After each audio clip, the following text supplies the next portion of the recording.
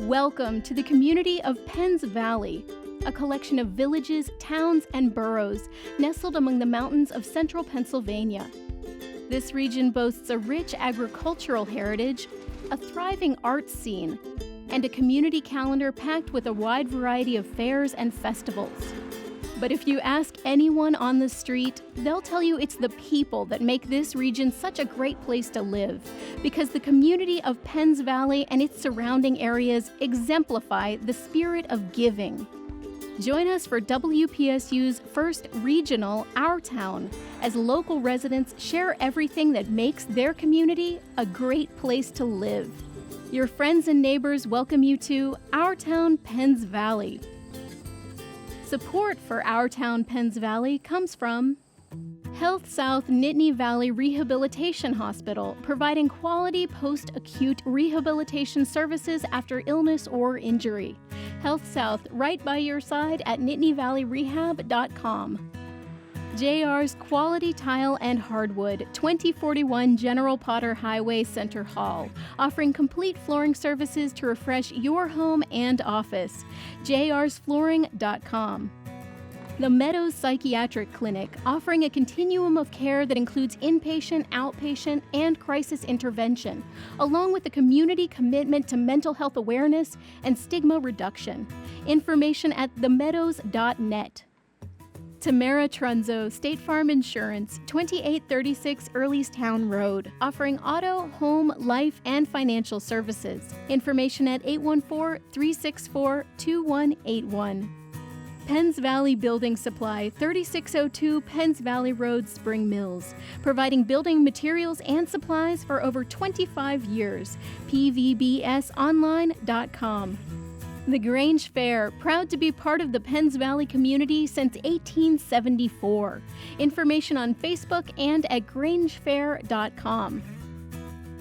And from viewers like you, thank you. I'm Cindy Engel. I'm from Milheim, Pennsylvania, and I'm here today to talk about photos that I take around Penns Valley. I always took some pictures of the family and everything, but in 2010, I joined a photo group, an online photo group, where we did a picture a day project. We started off with 60 of us. We ended up with a dozen by the end of the year.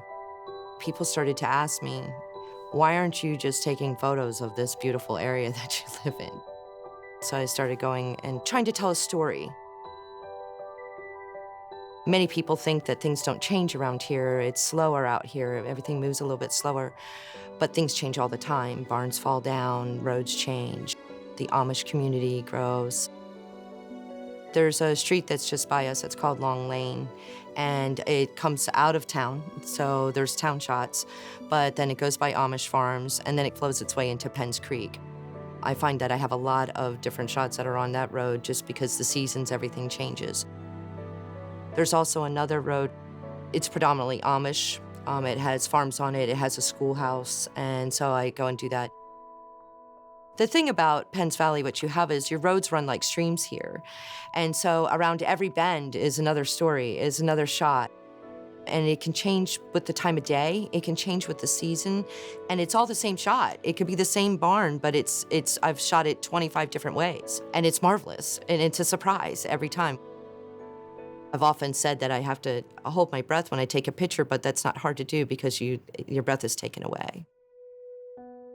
People started seeing what I was putting on Facebook and said, could you print this for us? We'll sell it at auction to help raise money for nonprofit organizations.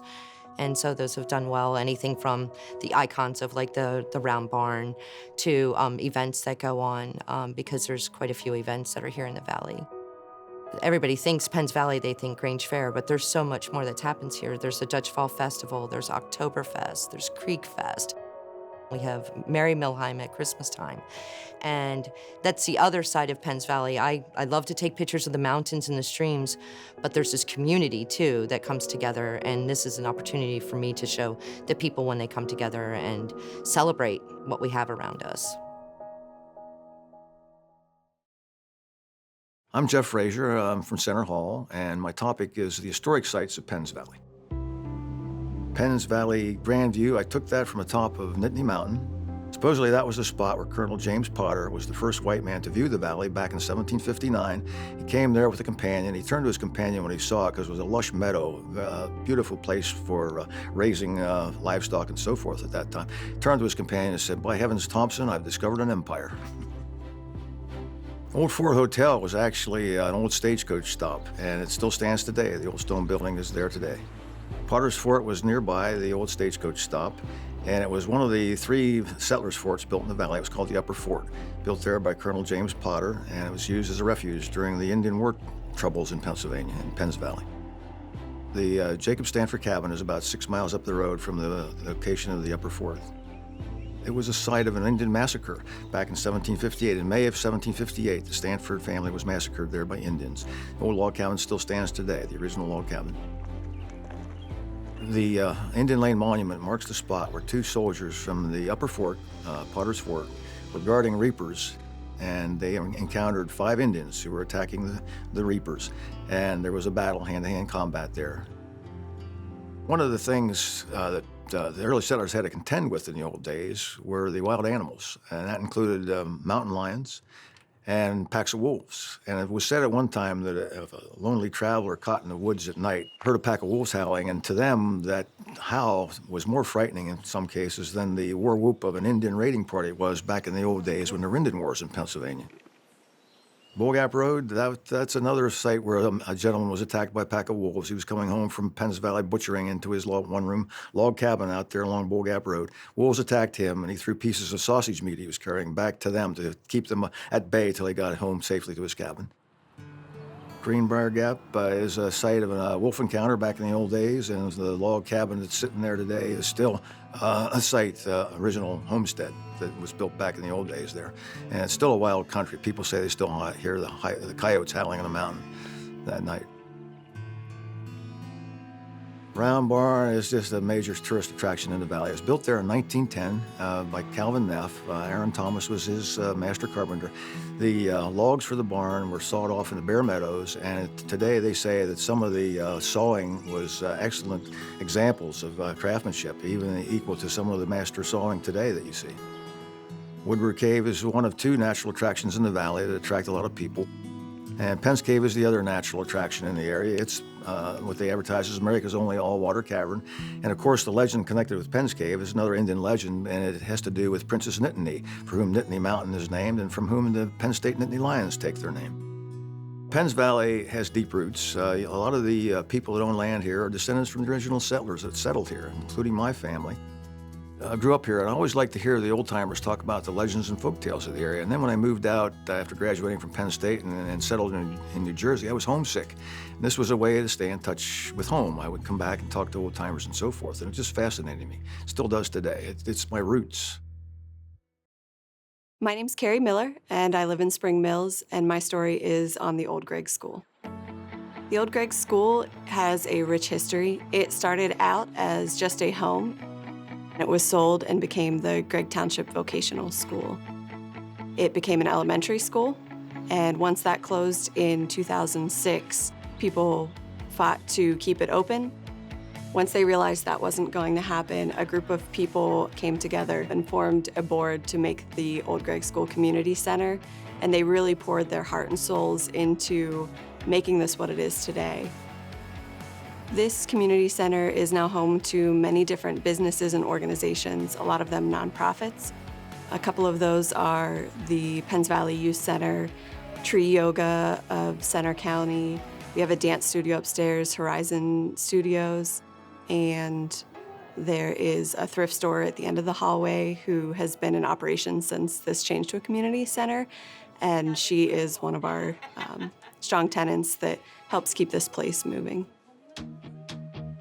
A great piece at the community center that reminds us of what used to be here is the artwork that lines the hallways and the classrooms. There are different murals painted by the students in the classrooms where the cinder block is. The students get to paint a cinder block of things that interest them at that time. And so it's neat to kind of walk through and see what was interesting to the kids and what they decided to paint. And we try to keep those walls from being painted over. This community center is so important to the community because it brings people together. It is a hub of the community. Especially to my kids, the old Gregg School is like a second home. We're coming down here every day, playing at the playground, looking at books in the library. People remember going to school here. They come and tell stories and pass it on to the next generation. And when new people move into the community, it's great for them to have a place to bring their kids. So the great thing about living in Penns Valley is the sense of community that it builds. It creates a sense of family. The way the old Gregg School is still operational today is because everybody gives a little bit. It really enhances what that family is like. Hi, I'm Kurt Grotz. I'm with Waterhouse Studios in Arensburg, and I'm here to talk about the Arensburg story. In 2013, I moved to Arensburg, and one of the main reasons that I purchased my house was I discovered that it was right above the Salem Lutheran Church, which I learned was the site of the Arensburg story. The Arensburg story started in the late 1700s when a gentleman by the name of Aaron Levy donated land for a church, which became the Salem Lutheran Church, and he gave the parishioners a very fine pewter communion set made by a top pewter maker in the city of Philadelphia. And the long story short, in 1949, after the Holocaust, a gentleman by the name of Arthur Lewis was an aide to Governor Duff, and he was traveling across the state and came through Arensburg and saw that they were celebrating 150 years of this church. He found out about the gift from Aaron Levy, who was Jewish, to the Christians, and thought the story was so great that the state should join in the celebration. They ended up having a remarkable event at the fields next to the Salem Lutheran Church in Arensburg. A large mass of people descended on the town of Arensburg. Politically speaking, it was a mixture of Democrats and Republicans, but everybody was there on the same page to talk about tolerance and religious freedom. There were 3 main workshops. One of them dealt with religious tolerance in America. One of them dealt with racial equality among people. One of them dealt with prejudice, how you identify it and how you deal with people that are prejudiced. It was 10 years before Rosa Parks and 15 years before Martin Luther King. And it was just an amazing event right here in the Valley.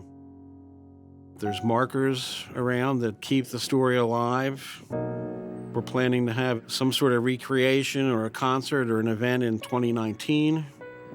My plan actually is to turn my house and property into a retreat, a peace retreat. We're really looking forward to this story being a catalyst for further discussions and activities along those lines. My name is Bonnie Dabrowski, and I'm from Arensburg, and my story is about making donuts at the St. Peter's United Church of Christ. We do it every year. As I understand, back in 1939, a group of women from the church started making donuts to raise money. It was a fundraiser to raise money to keep the church going. It went until 1989, and then they didn't have enough people in the church to do it, and then in 1996 they started it up again, and it's still going. A lot of people in Arensburg were Germans.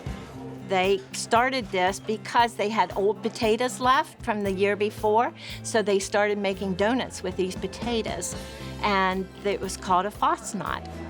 They usually made them Shrove Tuesday, which is the Tuesday before Ash Wednesday, and Ash Wednesday is the start of Lent.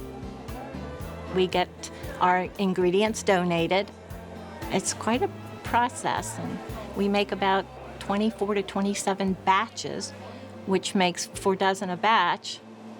And we make the whole donuts and the donut holes. We have probably 10, 12 people that help us. We have people that take off from work and help us. People do expect them. We have a big donut sign that we put out along the road, and a lot of people will stop in and say, "Oh, I'm glad you put your donut sign out because I didn't know you were making them today." So it really is a nice fundraiser for us to do. It's a community and a family tradition in Arensburg. My mother was a big start of it in 1996. She really got involved with it because she went to the church forever. And as my sisters and I grew up, we also got involved, and I've been doing it for a long time. And I enjoy it. I'm Fred Johnson from Rebersburg, and my story is dowsing, which I learned to do 20-plus years ago. Dowsing is finding something with a stick. The gentleman that I was with that taught me to do it was Randall Stover. He did well over 100 wells for people. There's only 4 that he knows of that ever went with him that could do it, and I'm one of the 4. The stick that I use is just an apple stick. It's a Y stick off of a tree, one of my apple trees. But amazingly, the stick will show you where the water is. It'll point out the sides of the aquifer. It'll tell you how deep down the source is and how many gallons per minute. I don't know how it works. I don't know why it works. It's a mystery to me, but I do know it works. Drill here. What you need to do is, if I may show you, hold the stick and put it in what they call a cock position, and then you ask the question, and I'm sure the stick doesn't know, but for some reason it'll bend when it'll go down. But I also found that you can do many other things with the stick, and the one I did was dowsing for remains in graveyards. You tell the stick to find the remains of the person you are looking for. Then you begin to turn in a circle, 360-degree circle, and it'll usually, most of the time, will point in a direction to go. Then I try to walk that distance, or approximately, reset the stick, and ask it all over again until I come to the grave itself. I've spent time with the Pennsylvania State Police, finding bodies of people who have long been gone. I'm just glad to help them out. I always use apple.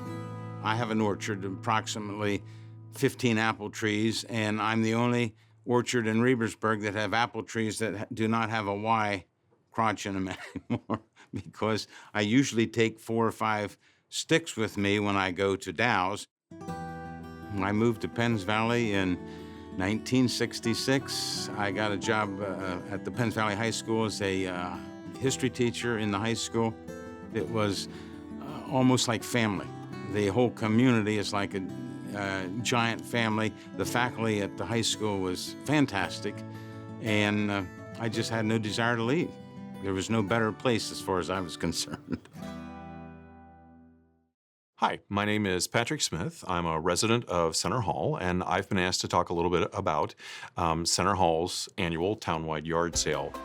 It was the idea of a small group of business owners in Center Hall who were looking for an idea to get people to come into town, generate some foot traffic, maybe help support local businesses. In their discussions, they noticed that there were a lot of individual yard sales all throughout the summer. And they hit upon the idea of what would happen if we invited everybody to participate on one weekend. And it has grown immensely. It is a Friday and a Saturday. There are thousands of people now that come through Center Hall. It is truly a tribute to the idea that one person's trash is another person's treasure. You'll find all manner of things. If you have small children and you're looking for gently loved and used toys, if you're looking for clothing for children, it's a great opportunity to find things that can be reused and recycled. In fact, I know some parents who claim they do the majority of their Christmas shopping during Center Hall's Townwide yard sale. It's also expanded now. You find antiques. One of the best things that I see happening at the Center Hall yard sale is when somebody's looking at something and saying, tell me what this is, or tell me where you found this. And you get a little bit of history, a little bit of backstory on, well, that came down through my family and I don't have anybody to pass it on to. And you come across some of the oddest stuff and the oddest stories, but the stories are great to hear. It's also become a fabulous opportunity for community groups and organizations to make a little money. So you'll find that a number of the churches in Center Hall during yard sale days, they're doing burgers and hot dogs and selling food and cold drinks. It's a great fundraiser for the fire company. The food and beverages that they sell accommodate a pretty significant portion of the money that they raise to help support, obviously, new equipment purchases and training and things like that. I'm a small town guy. I like the idea of being able to take a walk late in the evening with a friend or even alone, and the folks that are sitting on the front porch are the ones that'll wave and say hello. It's a great place to live. The valley as a whole is a beautiful, beautiful, scenic place to live, and the people are friendly, and everybody gets along and has a good time. My name is Lynn Garling. I live in Rebersburg, Pennsylvania, and my story is about agriculture in Penns and Brush Valley. Here in Penns Valley, we have kind of a sweet spot for agriculture in the sense that we have an incredibly diverse community, both of types of farmers, age of farmers, the plain community, the so-called English community, older farmers, younger farmers. You just don't find that everywhere. And it's everything from apples to zucchinis, from sheep to goats to pigs to cows. A lot of small family farms and some bigger commodity farms, and somehow they all work together. So we have this incredible community that includes all this knowledge. It's hard to go someplace and find people that know how to do all this stuff. Also, all the small farms, no matter what type they are, know each other and help each other. So that's an interesting thing too. You get to know a lot of interesting people who do different types of farming. You can learn from them. For us, our own small farm, we feel like we're in the perfect place because we've got welders, we've got auctions nearby if we need to sell stuff, we've got farmers markets, we have, direct market with our customers. We have people that know how to fix our tractor, because I don't. In our area in Penns Valley, we have organizations that support farming. So we have Pennsylvania Certified Organic, we have PASA, Pennsylvania Association for Sustainable Ag, we have Penn State. For me, Penns Valley is a fabulous place to live. I came here with no intention of staying here. I didn't come here with the idea of farming, but once I saw the opportunities available here, then I actually started my own small farm, which was pretty exciting. There's so many interesting people. There's so many people that have unassuming but deep level of skills. Just perfect for it. You've got the best of both worlds, the town life and the country life.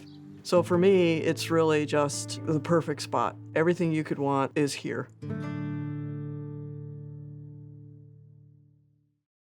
I'm Elodie Geikis. I live in Penns Valley, and my story is about the arts community in Penns Valley. Milheim is a really small town with just one traffic light and a really small population, but it's in a very unexpected way. There are many amazing things there. There's a fine art gallery, the Elk Creek Cafe, which is a microbrewery and restaurant and a live music venue, and other things that you would expect to find in a much more urban area. So there's a really high ratio of talented people, artists and musicians there, especially considering how rural it is. It's a really amazing place. My art practice involves my fine art and community art. I have a studio in the upstairs of the Grange Gallery in Milheim, and that's where I do most of my own work. I do a lot of different kinds of work, mostly figurative and landscape work. I love working with portraits and people. I also like doing plein air painting. Penns Valley is an incredibly beautiful place, so a lot of opportunities for working outside rather than in the studio. I also do a lot of community mural projects and other kinds of community art projects. I've been doing community mural projects since I was 18. The Milheim project was very special to me because I took this idea of working with community and talking with community members about what the identity of a place is and translating that into a big mural project. I also make the mural to be entirely paint by number and have lots and lots of people involved in helping to create the mural itself. And I took that into my own community, so it was really special. The Grange Gallery is the fine art gallery that's located in Milheim. Carl Leitzel, it was his brainchild, and he is the energy that runs it. Having grown up here, I know the valley very well, and being outdoors oriented, I know the wildlife very well. Those are some of the main subjects I paint. I think an artist, just like a writer, does best when they paint what they know best. So I concentrate on those things. I've lived here so long, I know almost every little nook and cranny of the valley. And so I kind of have an idea when I see a beautiful sunset, for instance, I have an idea, I would need to shoot over to this place or that place to get some photos to work from if that's what I'm going to do. They have a lot of incredible artists, regional, local, national, international. We have poetry readings, music events, all kinds of things. It's a really amazing space. Right now, I'm just finishing up the Book Benches of Center County project. They're fiberglass sculptures of books in the shape of benches that you can sit on that can be painted, and there's 25 of them, and they're going all over Center County. In addition to the professional, individual artist painted benches, I did several community painted benches that were on some of those community-generated themes, but I made paint by number like the murals. Penns Valley is a really incredible place because despite being so rural, it has incredible culture, but the benefit of having all of that culture in a rural place is that it's just stunningly beautiful. Every day driving around, you just see incredibly beautiful landscapes. So it's a perfect marriage of culture and nature. Hi, I'm Jeff Word, and I'm here to talk about the Civil War Monument in Rebersburg, Pennsylvania.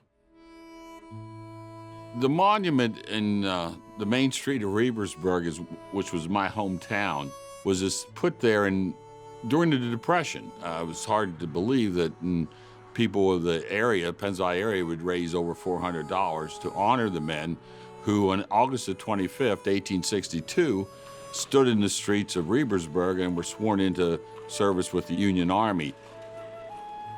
If a man signed up to serve, he would be paid $50. And that money was not from Center County government. That was from wealthy individuals who agreed to donate that money to get these men to enlist. And a company generally consisted of about 100 men, 103, if you count officers. Center County will end up, in the month of August, raise 7 companies. And it becomes 148th Pennsylvania Volunteers. It's known as the Center County Regiment. There's a small stone there. That stone was there in 1862. In fact, the recruiting officer from Arensburg, Pennsylvania, his name was Lieutenant George Fetterman, he came up and he stood in that stone to swear the men in. He rode into town that morning. He's in uniform. Patriotism is at a high pitch, and I'm assuming he got a lot of free drinks. By the time the ceremony came, and this would have been, we're not sure, but somewhere around 1 p.m., they told him to stand in the stone. He stood in the stone and fell off. They got him, and they asked him again to stand in the stone, and he fell off. So 2 men from the audience came up that weren't being sworn in, and they held him on the stone, and he sort of mumbled some kind of oath of allegiance, which he was supposed to give to the men. It's a granite stone. I don't think it's quite 6 foot high. In the front of it is a bronze plate that covers the whole monument, and it has all the names of the men, of the 85 men who were there, plus the men who would eventually go in to service later on and join the regiment. The men who came were from all the towns, from Center Hall, Spring Mills, Arensburg, Milheim, Madisonburg, Livonia, Wolf Store. If you go through the names, you have Beerley, Wolf, Harder, Spangler, Stover, Gilbert. They're still here. They're still in the Penns Valley area. I'm a descendant of a couple of the men who stood there, and they were my great-great-uncles. My family, my wife's family, have been in the Penns Valley area for at least 200 years. So I don't know whether we're too stubborn or other things not to move away, but I think you see that with the men who stood there that day in Rebersburg. Their direct descendants are still here. It's just one of those places. Hi, my name's Jim Zubler, and my feature's on the Penns Valley Conservation Association. The Penns Valley Conservation Association began back in '91. Since then, we have diversified and broadened our scope and really made a true impression in the valley. The Penns Valley Conservation Association looks at the upper Penns Creek watershed. It basically spans all of Penns Valley. We attempt to do a number of conservation practices on farms and landowners that share that passion as well.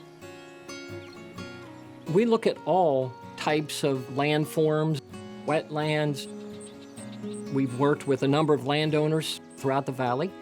worked with them on best management practices like installing mud sill or log vanes. We also look at cattle crossings. Sometimes you'll see tree tubes. Chances are we had some influence with that landowner, that property owner as well. We've employed an environmental educator in the Penns Valley School District since 2002. So our students are leaving Penns Valley with a much higher level of education in the environment. Based off of what you find, it's all about environmental quality. Penns Valley Conservation Association is also involved with highway cleanup, stream cleanup. We're involved with the River Songs event to welcome the opening of trout season. Crick Fest is a major event which is held the Sunday before Labor Day. We've had a whole influence with the Milheim Farmers Market, working with the Penns Valley Learning Garden. And we're also launching a community radio station, and that's coming up very soon, and that'll be WSOV. I grew up on a farm right near Heckman Cemetery. The passion I have for the valley is because it's home and because of the people that have made it and continue to make it special.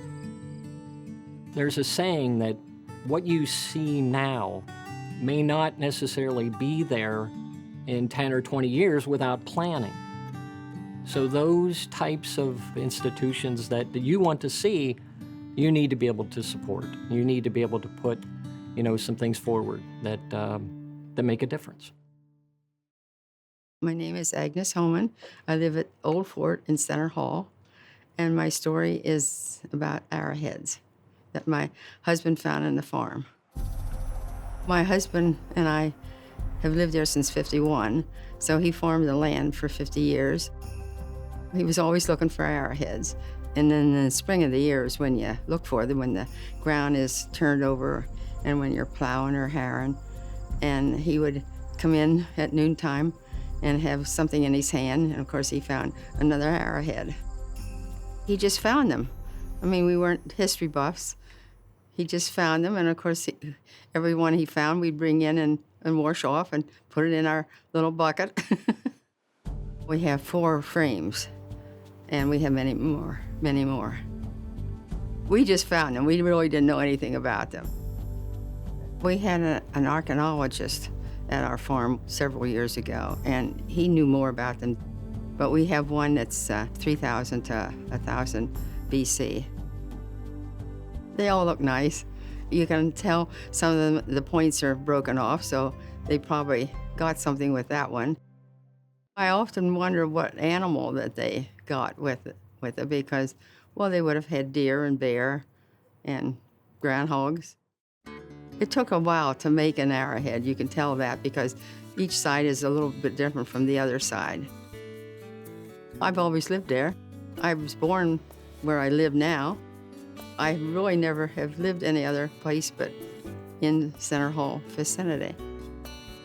When I was a child, every farm had just a house and barn. Now it's kind of growing, but it still has the country feeling to it. And I think it's a good place to live. My name is James Lesher, and I'm here to talk about Runnymede Arboretum Sculpture Garden. It's a 6-acre garden situated on the historical farmstead of Leonard Roan. He was very active in the betterment of farm families, particularly in this area and across the state. He was involved in the Grange at the local level, the county level, the state level, and the national level. And within that 6-acre garden, we have sited about 26 sculptures on the grounds. It became a sculpture garden when the recently deceased owner, Richard Morgan, in 1984, moved there, bought the house, fixed it up. He asked his friends about sculpture gardens, which were becoming in vogue at that time, and he said, "Can I do that?" And they said, "Well, sure you can." And so one by one, he acquired sculpture. His first sculpture I think he acquired was from a sculptor who exhibited at the Arts Fest downtown. So you can see the effect that the arts and culture have in that way. My favorite one is actually a deaccessioned sculpture from Penn State University. It's called Gruppo Uno. It's a bronze of a couple figures cascading over each other. We just this year initiated a volunteer program, and they've helped us do a considerable amount of work. Some people from Penns Valley and some people even from State College and Lamont. Anything from weeding to watering to planting to maintaining, trimming trees, the works. It's never boring and it's never the same each week. Right now it's Sundays. We open it to the public, but we have memberships. In particular, we started an artist pass membership where artists who like to paint outside can come on the grounds. We bring in camps now, which is a great new use of the place, and anybody who wants to set up an appointment can come.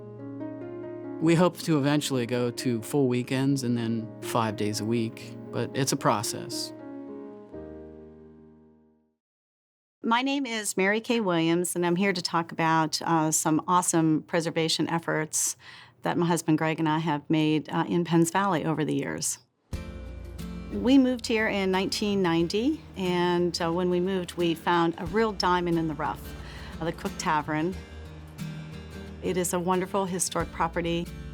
When we bought it, it was really in bad shape. We had some contractors work with us, and they really thought we should just tear the place down. But we really felt that Penns Valley deserved better than that. We restored the property, and we named it after James Cook, who built the property in 1808. After we were done with that, we decided to put a barn up. We did an Amish barn raising.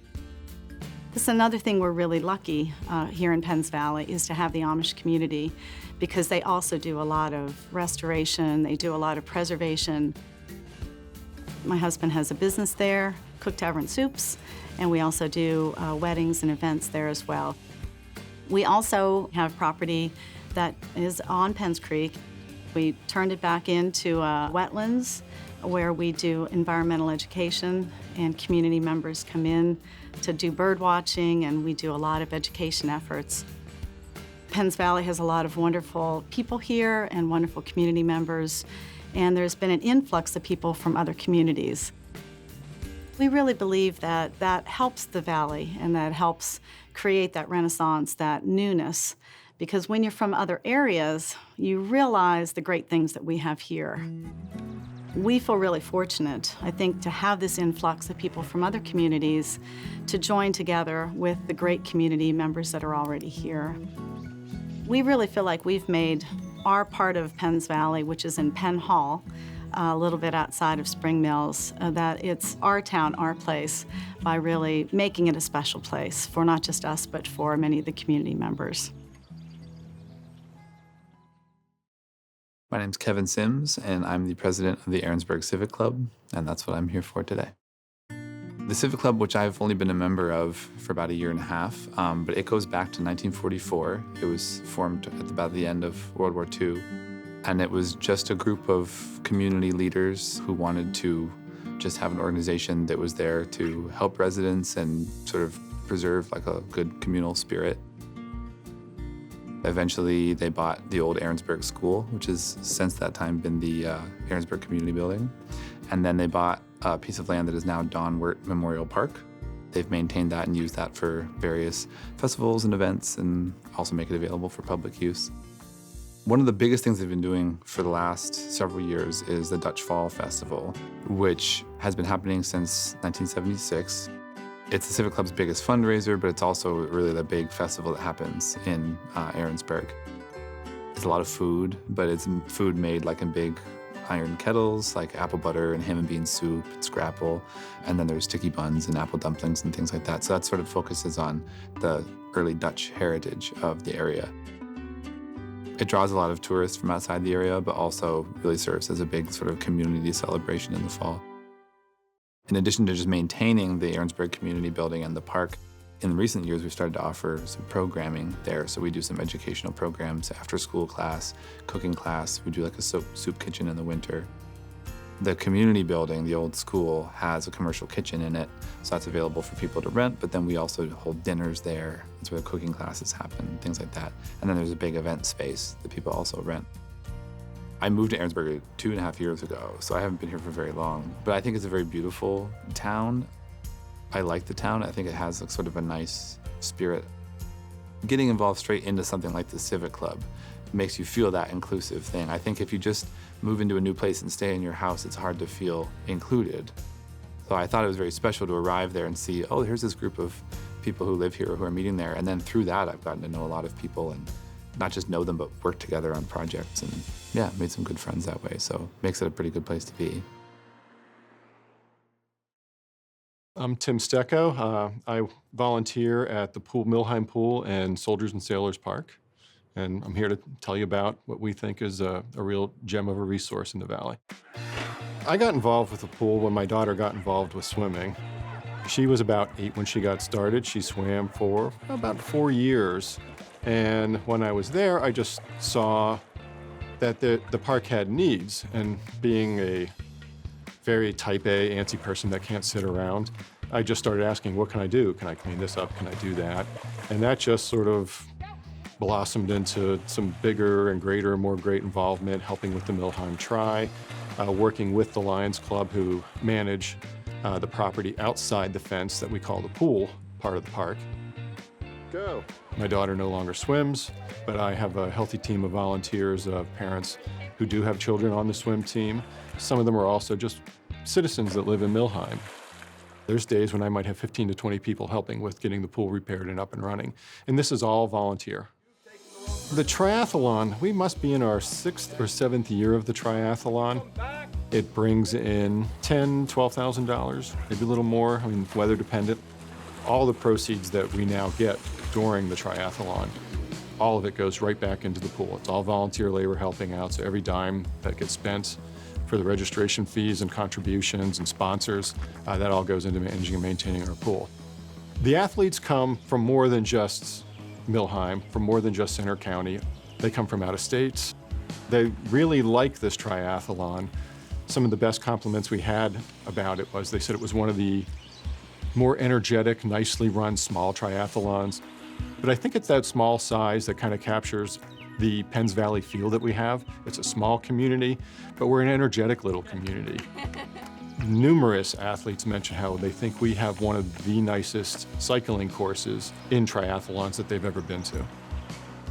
I've lived in the valley since 1990, and it's to the point now where you got to really take time to count the years. The sense of community, you can feel it if you come out to the park. It's meeting your fellow community members. The first time I signed up for the Sand Volleyball League, I've seen the faces around town, but I didn't know their names. So then you finally get to meet them, and they bring their children out to the park while they're playing sand volleyball. Everybody's running around. Your children are now mingling with each other. In fact, my daughter met her best friend out at the park. And if it wasn't for the park, that would have been a best friend never met, never made, and we wouldn't have it to this day.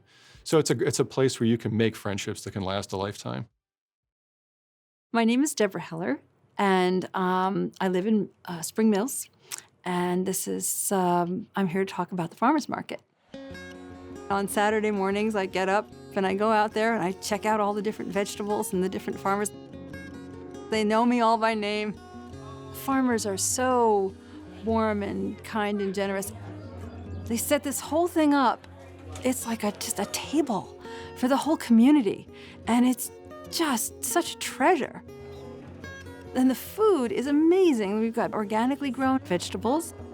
There's cheeses and meats. There's free-range beef, pork, chicken. We've got breads. And there's somebody there who always has different kinds of hot foods and cold foods. And there's cookies and pies and quiches. You could just eat right there. It's very social. There's a lot of people that visit and catch up. It's not a huge market. There's not tons of people there and tons of vendors, but everything you need is there. It's there. After the market, I come home and I go, oh my gosh, look at all this stuff. But everything's so crunchy and fresh. There's nothing like that food. It's heaven and a half. I was born in Pennsylvania, but I grew up in the suburbs of Long Island. And people don't know each other, people don't connect with each other, not the way they do here. I love that people are still living on a human level. People connect with each other. People take the time to visit. If I go to Burkholder's, it's a visiting time too. I mean, I gotta make sure I've got enough time to get my food and to have time to listen to anybody who may need some care. So it's a beautiful place to be. I'm Bill Markle, Spring Mills, Pennsylvania, and I'm here to talk about the Nittany Antique Machinery Association. The Nittany Antique Machinery Association is a group of people that own old tractors and equipment, and we get together twice a year to display the equipment and put on demonstrations and so on. Well, it actually got started back in 1975. My dad, Richard Markle, and Russell Mark met somewhere at a similar show. They got to talking. They said, do you think we could start something like this in central Pennsylvania? We did actually get a show going the fall of that year. Even though it was small, it was a pretty good success. And they decided to have a spring show too. The thing kind of ballooned from there. Those spring shows, at first they called it the Spring Gas Up, just to get the equipment out of storage and back in operation. We have a sawmill running and a cider press, make apple butter, and of course there's a large flea market also. The other show is the fall show. It's the weekend following Labor Day. The same things that are at the spring show, plus we have threshing and baling, threshing wheat and baling the straw. We usually get about 6 or 8 steam engines, steam traction engines there. We're a forerunner to the farm tractors. And then we have a lot of gas-powered farm tractors. Especially the fall show, we probably get upwards of 10,000 people who attend. It's a nostalgia thing mostly, I think. A lot of people grew up on the farm, you know, and they know how things were done years ago, and it just brings back memories when they see the thing in operation. I like Penns Valley. It's a beautiful place to live. It's nice and quiet. Now, it's primarily a farm community. It's just beautiful countryside. Just a nice place to live. I'm Keith Bearley. I currently live in Center Hall, but I grew up in Rebersburg, Pennsylvania. And my story would be about how great it was growing up in Rebersburg, the kind of community it was then and is today. The definitive history of Center County was written by Lynn, and it lists my great-great-great-great-grandfather, Anthony Bearley, is driving the first wagon into Brush Valley. So he came into the Rebersburg area, laid the town out, literally, and it was originally called Bearleyville. Built the first school, first tavern, first church. That was 1791, 225 years ago. So my family history goes back literally to the start of Rebersburg. But I was born and raised there, played Little League baseball there. My father was the postmaster there, and my mother was a clerk in the post office. It was the kind of community that you just loved to grow up in. You had that sense of security. In many ways, it's the same in the sense that Henninger's grocery store is still there. It's been there for 60 or 70 years. The fire company's still vital. The 3 churches are still there, and the elementary school's still there.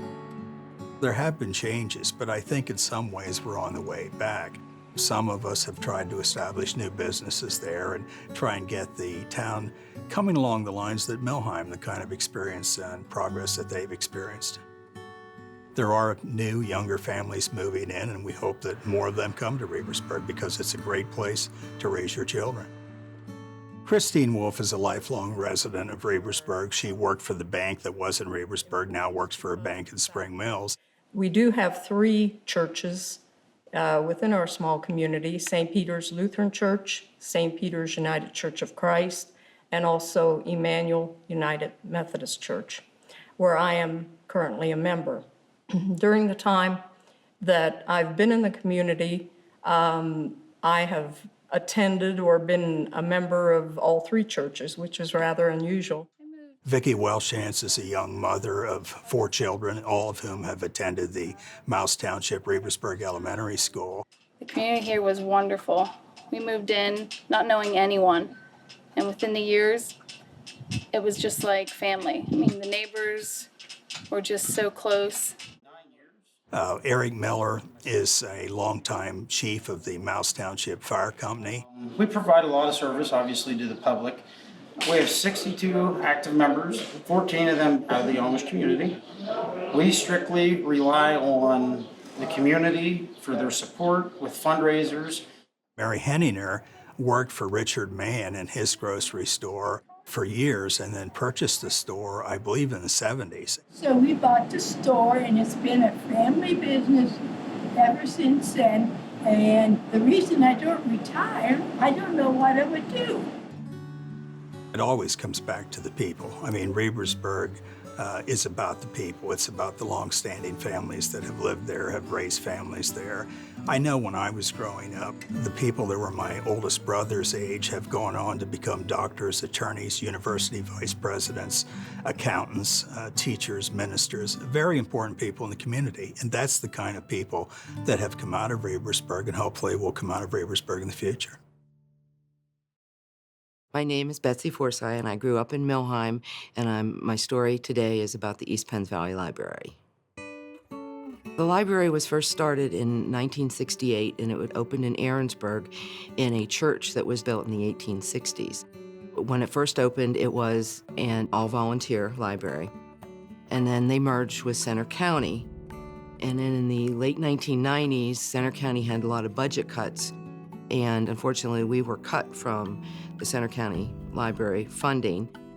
When we were thinking about keeping the library open, we did have a community meeting, and we felt that the community was behind us enough to keep it running.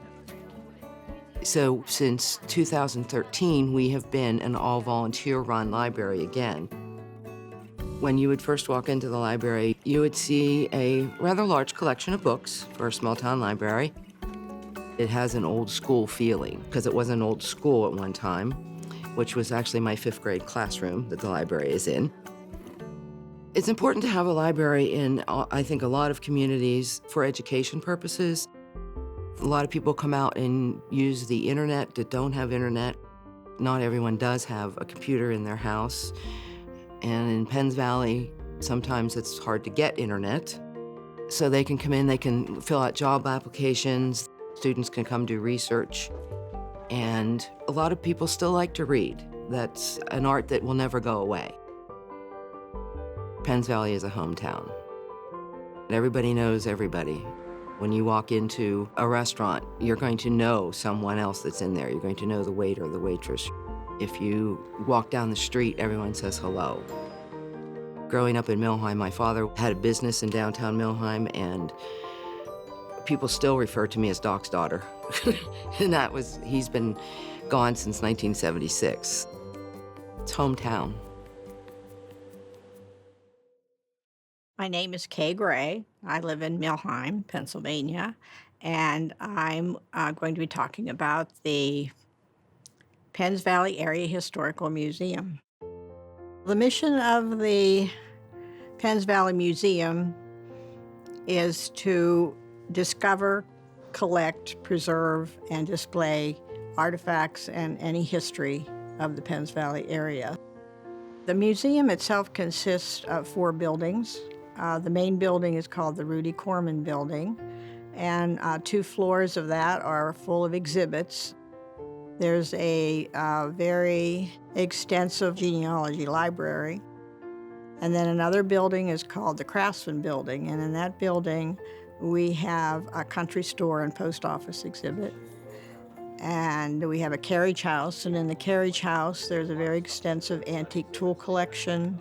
And then there's a barn, and in the barn we house larger items, such as there's a hand-drawn fire truck in there, there's old church bells in there, there's old farm equipment in there. The Arensburg story is one of our permanent exhibits. We want to commemorate the memory of the Arensburg story because that's what Arensburg is known for. We have all kinds of mementos from the story. There's lots of programs, loads of pictures. We have some costumes.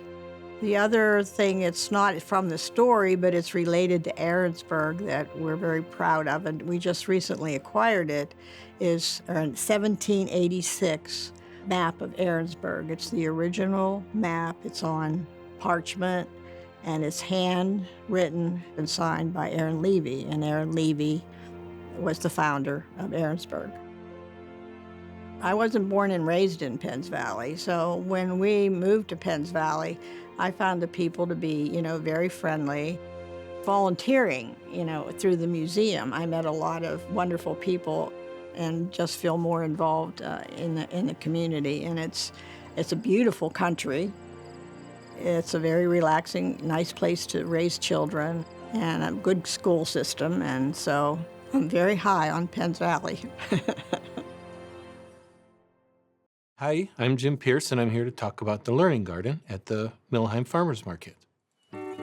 It's a very good idea that started in about 2010, and I'll start by telling you what our mission is, which is growing food, sharing skills, building community.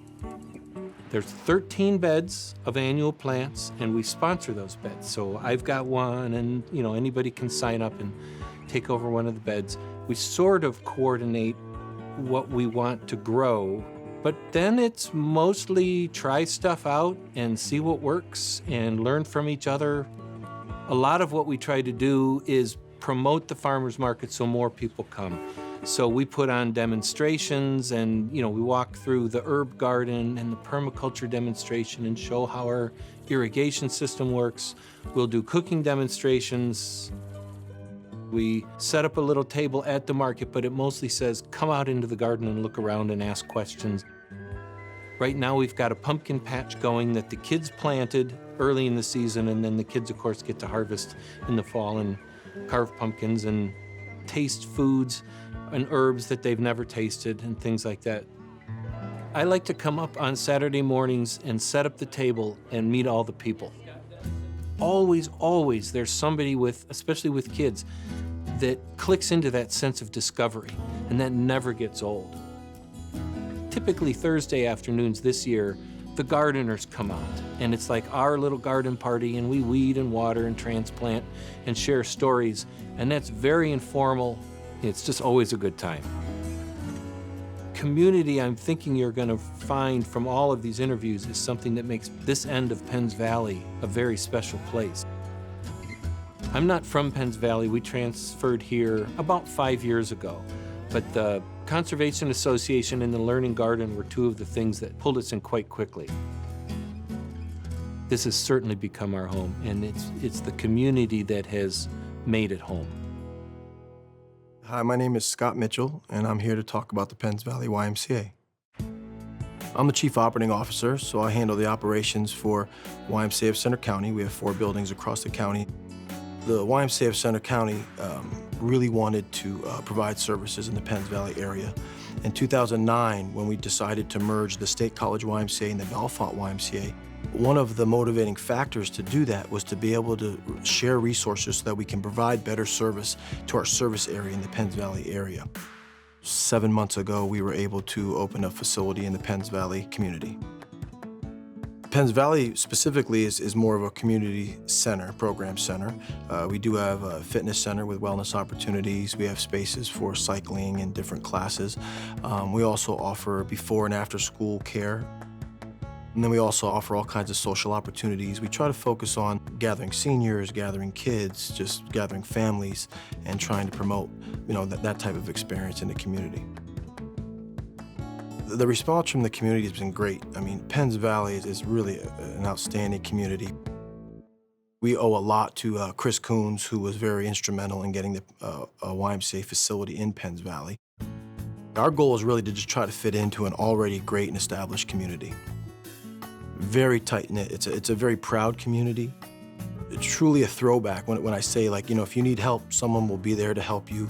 It's kind of the old, go to your neighbor for some sugar or flour type of community, but they are incredibly proud, they are incredibly tight-knit, and we are thankful that they've kind of opened their arms and allowed us to come in, because really our goal is to try to figure out how can we fit in here. It's already an amazing community. What can we do to fit in here and help make it even better if possible? Hi, I'm Jimmy Brown, and I'm the Facebook page administrator of the Penns Valley Area Historical Museum, and I'm here to talk about the Civil War. I am a Civil War reenactor, and I've been reenacting since I was 3 weeks old, so for 22 years. I'm a corporal, gunner, and company clerk of a local Civil War artillery reenactment unit, Hampton's Battery F, and I like to incorporate the Civil War with the museum's projects. Using Company A. A lot of veterans from Penns Valley fought in the Civil War, including the 148th Pennsylvania Volunteers Infantry. We have done a Civil War display at the museum, and we did incorporate some 148th Pennsylvania Volunteers Infantry artifacts from Penns Valley area. As a company clerk, I basically fill out paperwork. I take statistics on the soldiers that are available to go out in the field and recreate the battle. And also, as a gunner, I have to give commands to the soldiers out front, cleaning the cannon, loading the cannon, and firing the cannon. I definitely feel that history is very important, especially here in Penns Valley. It's very important to keep history alive here in Penns Valley so that we can preserve it, and also getting the younger generations involved, since I'm a part of the millennial generation. We're basically going to be the future, and we're going to be doing a lot of the things that the older generations are doing so that the history can be passed on, the stories, the artifacts. And that's when us historians come into play. My name is Shannon Quick. I'm the Director of Crisis Intervention Services at the Meadows Psychiatric Center. And our story today is about the Meadows Psychiatric Center and the Stomper Project. The Meadows Psychiatric Center is a freestanding psychiatric facility that people can come to get better. It's a peaceful environment for people to come and heal when they're dealing with emotional problems, a psychiatric illness, mental disorder. The Jana Marine Foundation created the Stomper Project. They partner with different agencies in the county in order to have a very specific Stomper for that agency. And the Meadows partnered with them for our own Stomper Project. They're a parent-child, so our parent is recovery and our child is hope. They're made out of sneaker pieces. All of the staff at the Meadows Psychiatric Center, we donated sneakers and we collected those. The sneakers are then cut into pieces, and our staff and individuals receiving treatment at the Meadows painted all of the pieces. When someone is struggling with things that happen in their life, that becomes the story and the fabric of their life. And the Stomper Project really kind of honed in on that and giving someone a voice. And that voice comes out in art, painting, construction, deconstruction. Everyone's, piece is different. It talks about their own story, their own transformation. Once we have all the sneaker pieces done, then they are attached to the Stomper, which is a wooden frame, and that creates the person as it looks as a Stomper.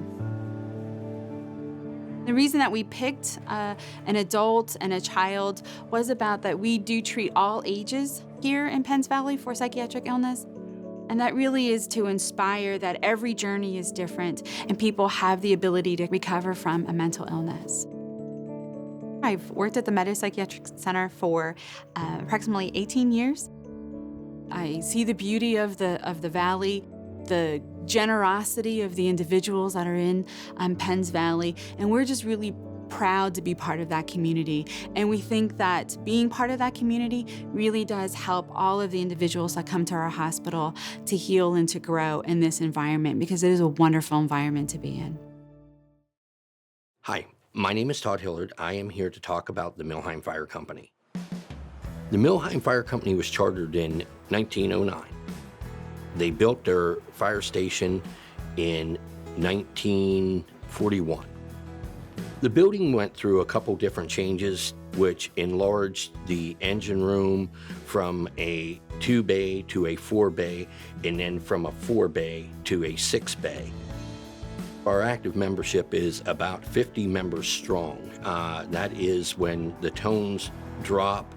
We have active members respond to the station to take any emergency calls, whether it be fire, rescue, lost persons, any kind of event that the fire department is requested. We try to do different things to keep the members active in the fire service. We do Battle of the Barrel, we do multiple fundraisers, we do an Oktoberfest, we do our annual carnival every year. It provides the fire department with money for vehicle insurance. It gives the community a chance to see the members that are there to serve them in a capacity of raising funds to keep the fire department moving and up and running. Since I've been with the fire company, I have noticed with Penns Valley, it is a very tight community.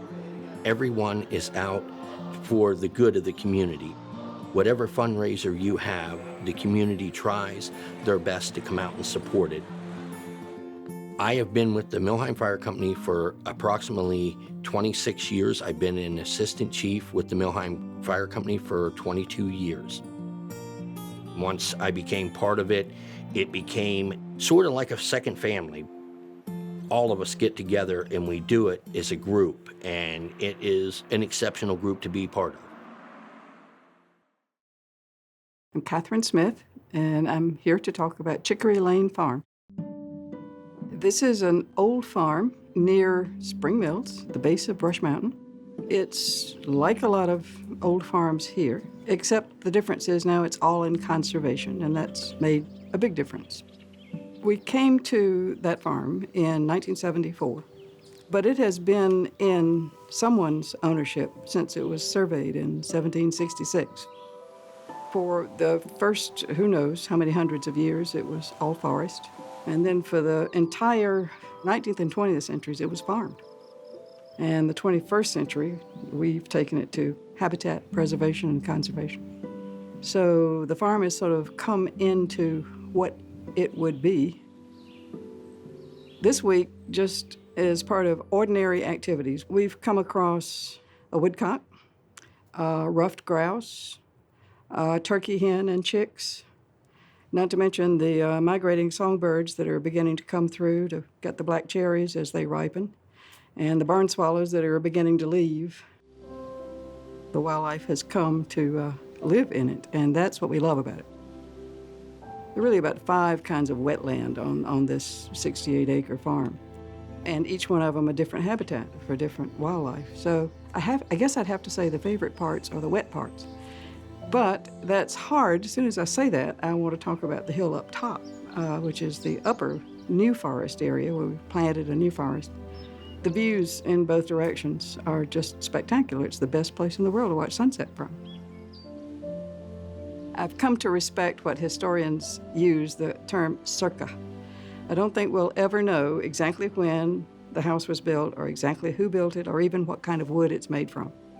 It's placed where a settler would have placed it in terms of the location of the house. It's between 2 hills, it's near a spring. We don't think of ourselves as preserving it.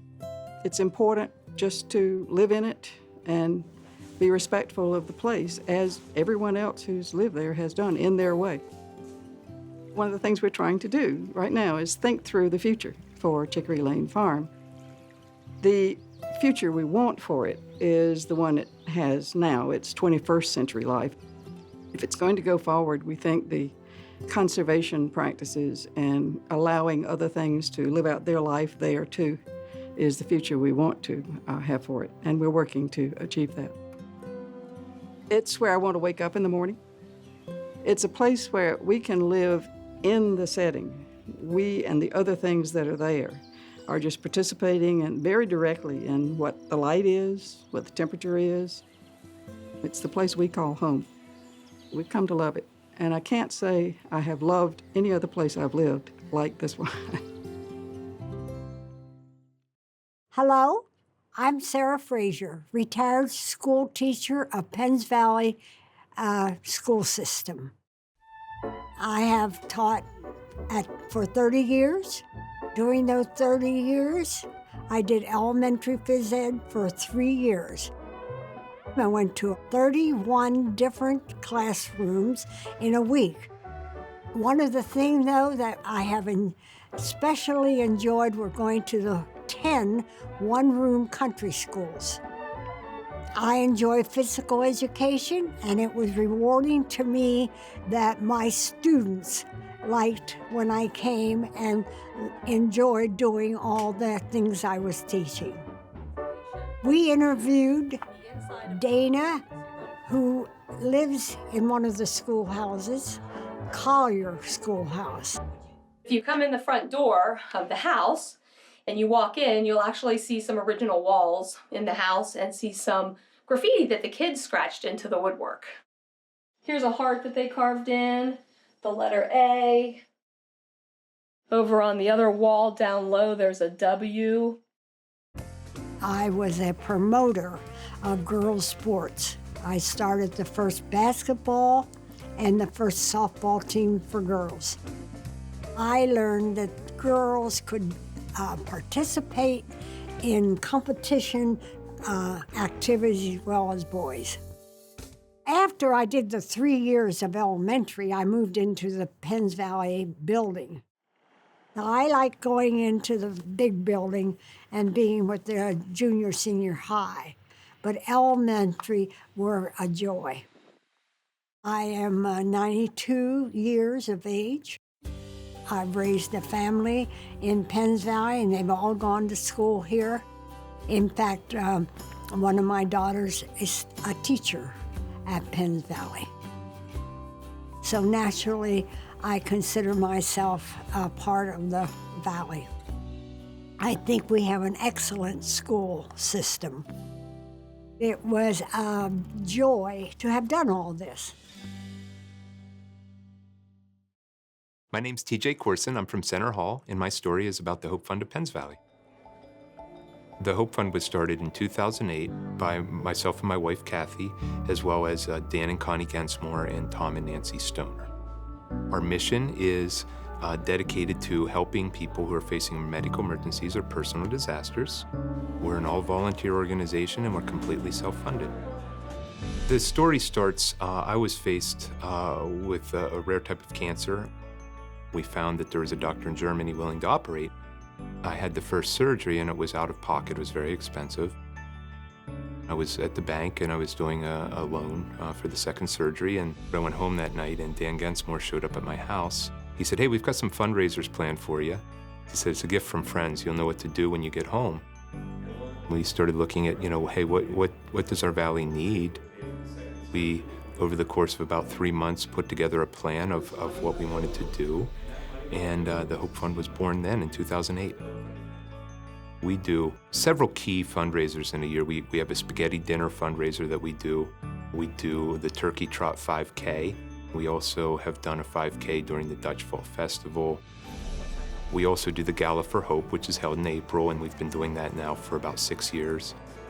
And another one of our big fundraisers, we have a program that's called the Ambassador Anchor Program.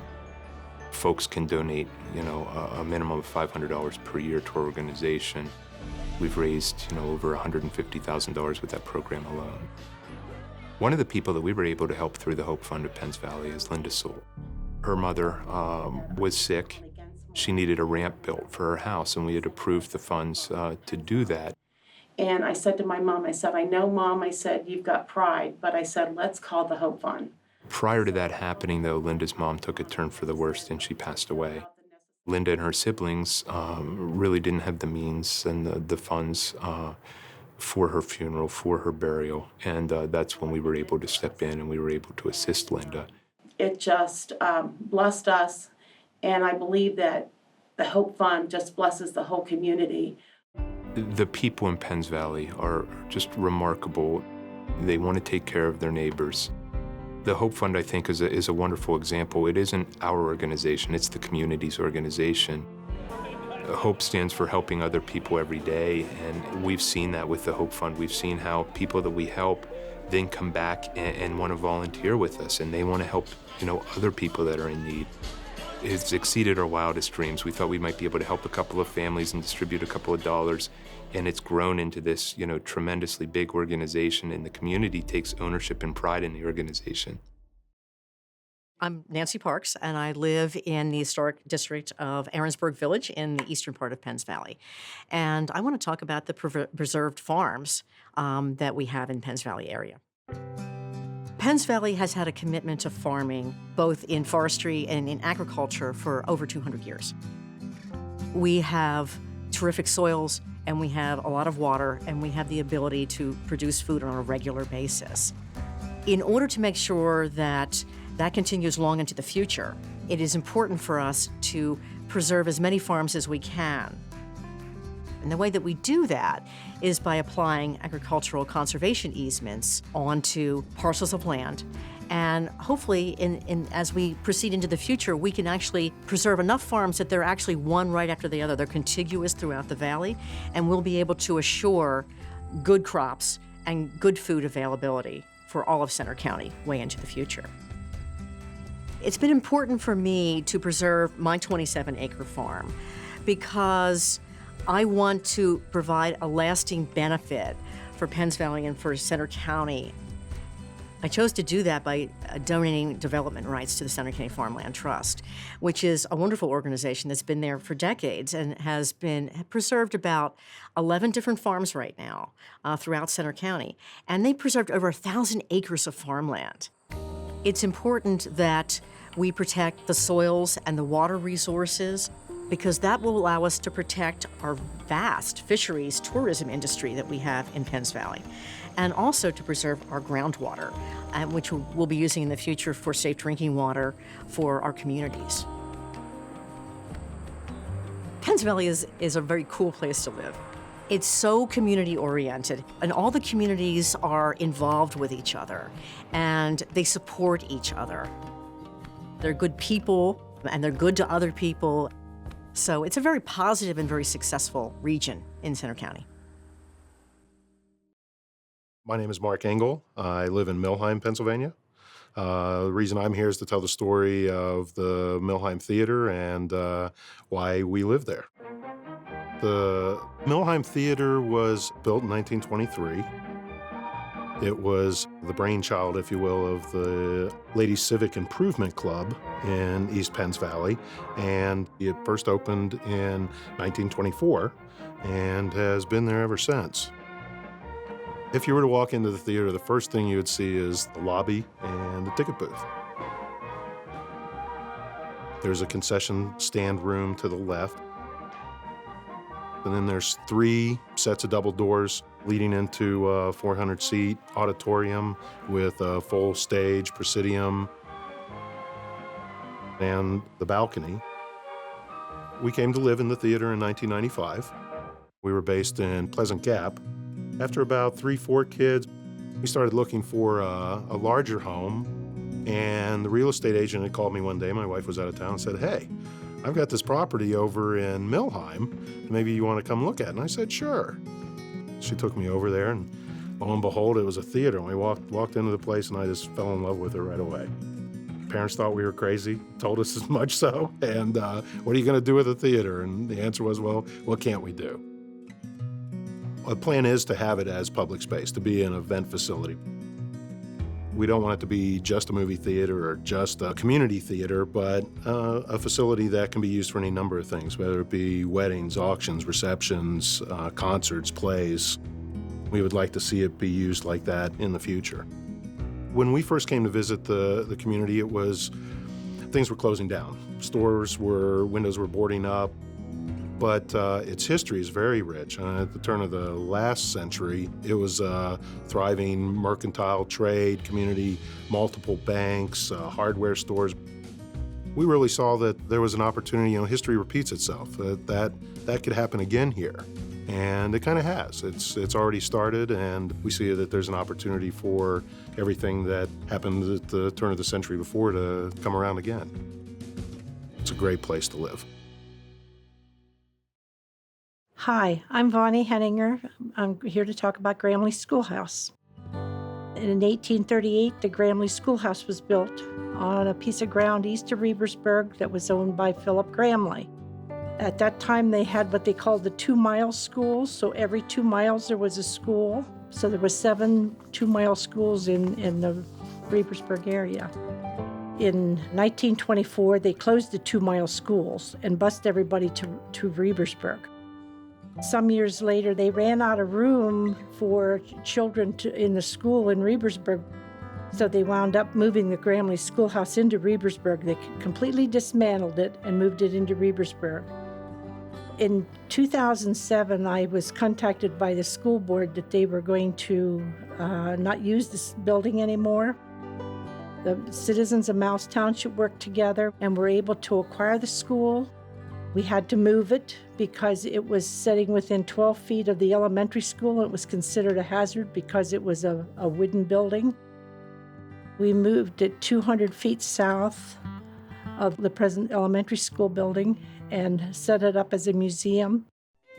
We have a lot of artifacts in there. We have pictures of children that went to school at Gramley and a lot of other school pictures.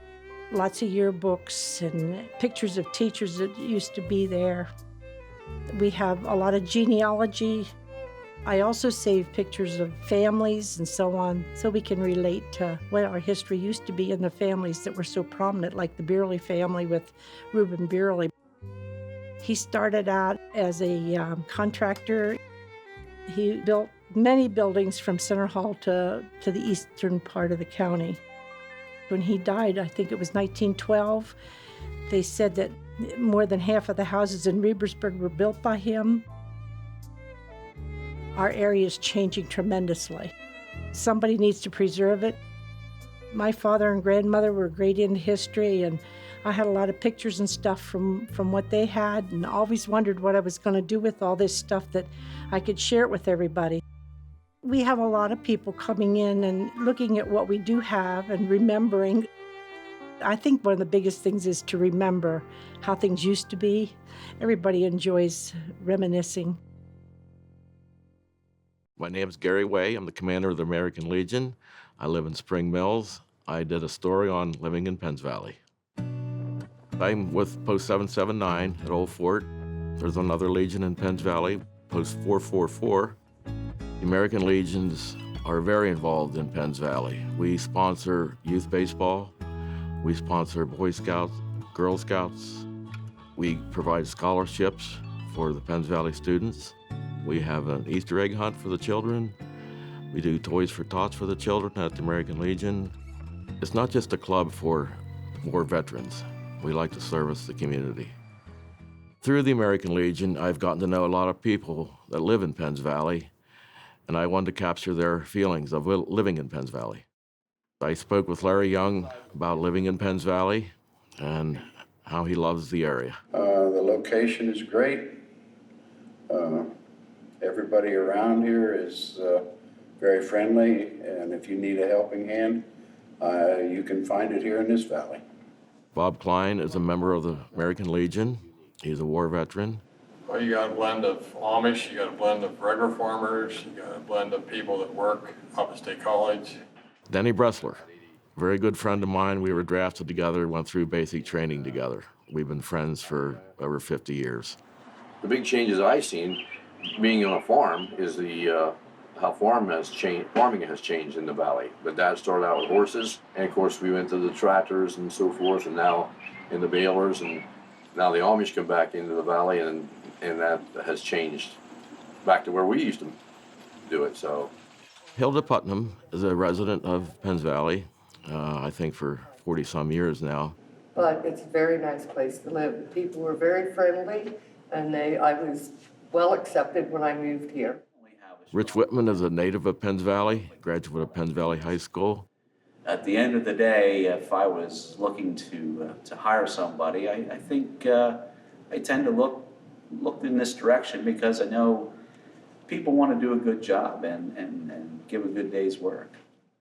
Ralph Shope, he's a very active member in the American Legion. He's quite the fisherman in the Penns Valley area. I love the serenity of Penns Valley.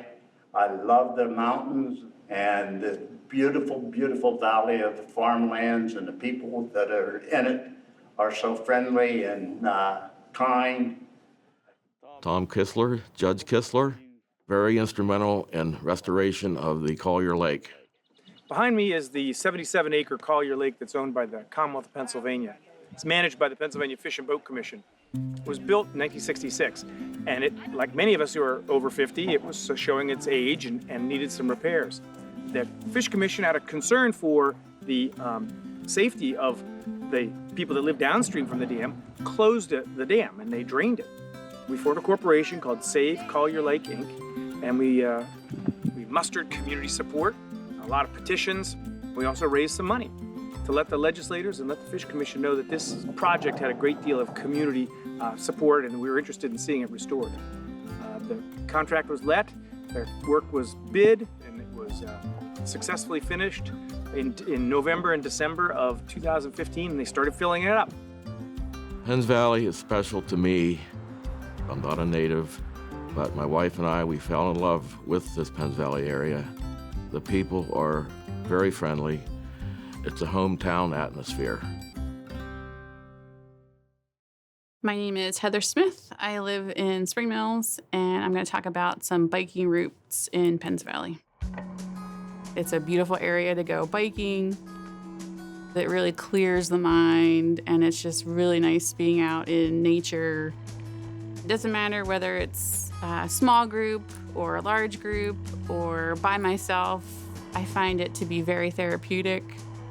You do see friends and family and neighbors, and you can stop and say hi, and you can stop and have a conversation, and it's just a very neighborly thing to do. I have a few favorite routes in Penns Valley. I like Spring Mills to Coburn or Spring Mills to Woodward, the Creek Road. Lots of wildlife, lots of water birds. There's a ride I actually do from my front door, and that's the great thing about Penns Valley is a lot of times you can start the ride at your front door. I can leave my house and go to Green Grove Road, to Penns Cave Road, to Allison Road, and it's just, any time of year, actually, it's just a beautiful place to ride, the vistas, the views, any time of year. So it may be the same route that you're riding, but it's never the same ride. There are plenty of back roads. You really can't make a wrong turn. You can make a right, you can make a left, you can go straight, and it's just beautiful. It's one of our secret weapons in Penns Valley. We have lots of out-of-towners come and bike, a lot of different groups from outside the area, and they just come in and enjoy it like we all do. It's just a really great day when you're out on your bike. My name is Lee Dawn Young. I live in Center Hall, Pennsylvania, and my topic is the Grange as it pertains to Progress Grange in Center Hall and subsequently to the Center County Grange encampment and fair. Progress Grange was begun in 1874. A local resident, Leonard Roan, he always wanted to be a farmer. When his father passed, he bought the family farm from his brothers and sisters. He found out about an organization that had been started in 1867 in Washington, D.C., called the Patrons of Husbandry. This was the time of organizations of unions and guilds. So I hesitate to say that the Grange is a union of farm and rural people, but it is an association for them. The unit of the Patrons of Husbandry is called a Grange. We call the members of the Patrons of Husbandry Grangers. Leonard Roan felt this was an ideal organization, and he started the first Grange in Center Hall. In 1874, he had established 6 Granges throughout the county. And he said to the members of Progress Grange, let us join with our sister Granges to have a picnic to let everyone know about this organization. And that was where Grange Picnic, and now today's Grange Fair, started. People were bringing their tents to Granger's Picnic because at that time it was 2 days. Leonard Roan, to encourage more people to come, rented tents, 50 of them, from the National Guard. They decided in 1890 that they needed to buy a park, and that 24 acres that they bought in 1890 is the nucleus of today's 264-acre fairground. 2016 marks the 142nd Center County Grange Encampment and Fair. We went from 50 tents to now we have 1,000. It has been our tradition that although the tents are the property of the Grange Fair, we do allow folks to reserve them from year to year. And so we now have families that have been in the same tent site since 1890. Our Grange continues to this day.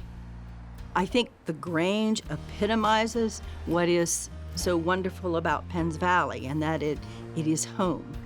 People look after each other here. The salutation of the Grange is that we place faith in God, we nurture hope, we dispense charity, and we're noted for fidelity. And I think all of those things epitomize Penns Valley too. And that's it for Our Town, Penns Valley, a look at the community of Penns Valley and its surrounding areas through the eyes of its residents. Support for Our Town, Penns Valley comes from Health South Nittany Valley Rehabilitation Hospital, providing quality post-acute rehabilitation services after illness or injury. Health South, right by your side at nittanyvalleyrehab.com.